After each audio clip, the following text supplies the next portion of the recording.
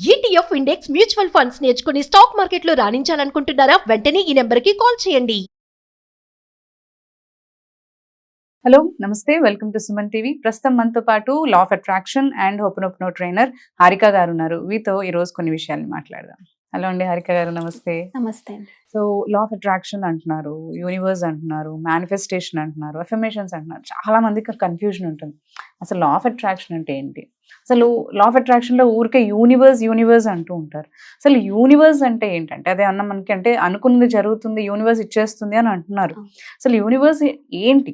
అసలు ఎందుకు ఇవ్వాలి? మనం కోరుకుంది దాన్ని ఎందుకు ఇస్తుంది అసలు? సో ఒక లైక్ అదేమన్నా మనకి మ్యాజిక్ కాదు, మంత్రం కాదు. సో అది యూనివర్స్ అంటే ఏంటి అని అంటే మీరేం చెప్తారు? సో ఫస్ట్ ఏంటంటే యూనివర్స్ అంటే ఏంటి అనేది చాలా మందికి వచ్చే డౌట్ అన్నమాట. సో ఫస్ట్ ఈ డౌట్ ఎక్కడి నుంచి స్టార్ట్ అవుతుందంటే మన చిన్నప్పటి నుంచి మనం ఆకాశంలో చూసినప్పుడు చిన్న చిన్న నక్షత్రాలు, మూన్స్ మనకు చాలా హ్యాపీ అనిపిస్తుంది. మన అమ్మ కూడా అదిగదో చందమామ అని చెప్పి తినిపిస్తూ ఉంటాయి. మన అందరికి అబ్బా ఎంత బాగుంది ఆకాశం, అసలు ఎలా అవన్నీ అక్కడ ఉన్నాయి, ఏంటి అసలు లోపల ఏముంది అని మన అందరికి క్యూరియాసిటీ చిన్నప్పటి నుంచి ఉంటుంది ప్రతి ఒక్కరికి కూడా. సో మనం ఎదిగే కొద్దీ మనకు వచ్చే ఆపర్చునిటీస్, మనం చదువు కానీ, సో మనకు ఉండే బాధ్యతలు కానీ, ఇవన్నీ వల్ల కూడా మనం దాన్ని పక్కన పెట్టేస్తాం. సో ఫస్ట్ ఏంటంటే మనము యూనివర్స్ వేరు వేరు కాదు, అది మెయిన్ థింగ్. చాలా మంది ఏంటంటే మనం వేరు యూనివర్స్ వేరు అనే థాట్ లో ఉంటున్నారు. సో ఫస్ట్ ఏంటంటే మనం వేరు కాదు, యూనివర్స్ వేరు. మన అంటే యూనివర్స్ మనం కూడా ఒకటి. సో ఎలా చెప్తున్నామా అంటే ఫస్ట్ మనకి యూనివర్స్ ఎలా స్టార్ట్ అయింది, ఎక్కడి నుంచి వచ్చింది, అసలు మనం ఎలా వచ్చాము అంటే మనకి సైన్స్ ఏం చెప్తుందంటే బిగ్ బ్యాంగ్ థియరీ అని చెప్తుంది. సో బిగ్ బ్యాంగ్ థియరీలో ఏం చెప్తున్నారు? బిగ్ బ్యాంగ్ అంటే ఒక పెద్ద విస్ఫోటనం జరిగింది. సో అక్కడి నుంచి మన యూనివర్స్ అనేది స్ప్రెడ్ అవడం జరిగింది.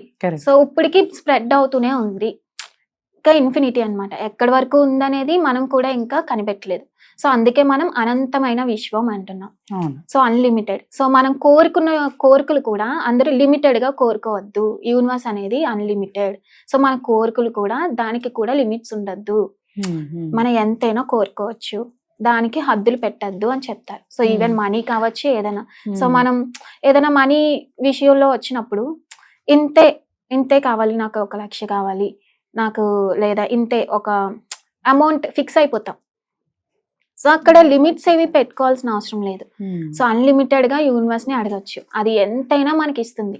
So I want money, unlimited money, I expected unexpected money అని కూడా అనొచ్చు. సో ఏంటంటే ఎప్పుడైతే బిగ్ బ్యాంగ్ పెద్ద విస్ఫోటనం జరిగిందో, హీలియం, హైడ్రోజన్ ఆటమ్స్ కలిపి చిన్న చిన్న స్టార్స్ కింద అవ్వడం, సో జనరేట్ అవడం. అంటే ఏదైనా ఒక విస్ఫోటనం, ఒక బాంబ్ పేలిందంటే ఎనర్జీ అనేది రిలీజ్ అయితేనే కదా. కరెక్ట్. సో ఒక బాంబ్ పేలడం కానీ, ఫర్ ఎగ్జాంపుల్ గా చెప్తున్నాను, సో బ్లాస్ట్ అయింది కాబట్టి, సో అక్కడే ఎనర్జీ అనేది ఉంది. సో ఏమవుతుంది, ఇలా చిన్న చిన్న స్టార్స్ ఫామ్ అయ్యి మళ్ళీ అవి డిస్ట్రాయిడ్ అయ్యి దాన్ని ఒక పవర్ ఆపరేట్ చేయడం, మళ్ళీ అవన్నీ డిస్ట్రాయ్ అయిపోవడం, మళ్ళీ అవన్నీ కంబైన్డ్ అవ్వడం, మళ్ళీ ఇంకొక స్టార్ ఫామ్ అవ్వడం, అలా జరుగుతూ వచ్చింది. సో అప్పుడు మనకి ఒక పెద్ద స్టార్ ఫామ్ అయింది. సో అదే మనం సన్ అంటున్నాం. సో సన్ లో ఉన్న గ్రావిటేషన్ వల్ల చుట్టూ ఉన్న చిన్న చిన్న స్టార్స్ అన్ని దాని చుట్టూ తిరగడం స్టార్ట్ అయ్యాయి. సో అవన్నీ మళ్ళీ ఢీకొని ఒక గ్లోబ్ లాగా, సో అలా ప్లానెట్స్ అనేవి మనకు రావడం, ఇదంతా అందరికీ తెలిసిన విషయమే. ఇదంతా మన యూనివర్స్ నుంచే వచ్చాం మనం కూడా. సో ఈ బిగ్ బ్యాంగ్ థియరీలో ఇవేంటి అంటే చెప్తున్నారంటే మన ఎర్త్ లోంచి మనం ఎలా అయితే వచ్చామో, సో ఇదంతా యూనివర్స్ లోనే ఉంటుంది. సో ఏంటంటే అందరూ ఏం చెప్తారంటే మనకి నార్మల్ గా పిండే బ్రహ్మాండే అంటారు. సో మళ్ళీ ఏముందో యూనివర్స్ లో అదే ఉంది అంటారు. సో పెద్దలు మనకి అలా అనడం జరుగుతుంది. సో ఎందుకు అలా అంటారంటే, ఫర్ ఎగ్జాంపుల్ ఇప్పుడు నేను చెప్పాను కదా, సో ఒక ఎనర్జీ జనరేట్ అయింది, దాన్ని ఆపరేట్ చేస్తుంది, అండ్ అలాగే డిస్ట్రాయ్ అవుతుంది, మళ్ళీ జనరేట్ అవుతుంది. సో ఈ 3 పాయింట్లు మనం తీసుకున్నప్పుడు ఎనర్జీ అనే విషయం దగ్గర ఈక్వల్ అయిపోతున్నాయి. ఎనర్జీ అనే మ్యాటర్ దగ్గరికి వచ్చేసరికి 3 కంబైన్డ్ అయిపోతున్నాయి. ఆపరేట్ చేయడం ఇవన్నీ కూడా ఎనర్జీ ఉంటేనే అవుతుంది కదా. సో ఏంటంటే ఎనర్జీకి మనకి ఐన్స్టీన్ గారు ఏం చెప్పారు, నార్మల్ గా ఎనర్జీ ఫైండ్ చేయాలంటే E=mc² అన్నారు. చెప్పిన ఫార్ములా అది. సో మన ఎనర్జీ కనుక్కోవాలంటే ఒక mass into speed of velocity లేదా స్పీడ్ ఆఫ్ మాస్, సో ఇలా చెప్పారు. సో ఏమవుతుందంటే మనకి ఎనర్జీ ఫామ్ అవుతుంది. సో ఒకవేళ మన ఎనర్జీని స్పీడ్ ఆఫ్ వెలాసిటీ బై చేస్తే మనకి మాస్ అవుతుంది, అంటే మెటీరియల్ అవుతుంది, ఆటమ్ గా ఫామ్ అవుతుంది, ఒక థింగ్ గా. అని చెప్తారు. సో మనకి ఎప్పుడైతే సౌండ్ అనేది 50,000 per second వైబ్రేట్ అవుతుందో అది ఎనర్జీగా ఫామ్ అవుతుంది. సో అదే మనకి ఒక 60,000 per second వైబ్రేట్ అవుతుందో అది మనకి హీట్ అవుతుంది.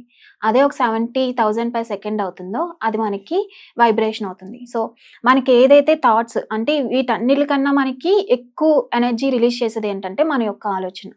సో మనం ఏదైతే ఆలోచన చేస్తున్నామో వీటికన్నా కూడా మనకి ఎక్కువ ఎనర్జీ అనేది అవసరం అవుతుంది. అంటే మనం ఒక థాట్ యూనివర్స్ కి రిలీజ్ చేసినప్పుడు చాలా ఎనర్జీ అనేది మనం రిలీజ్ చేయాల్సి.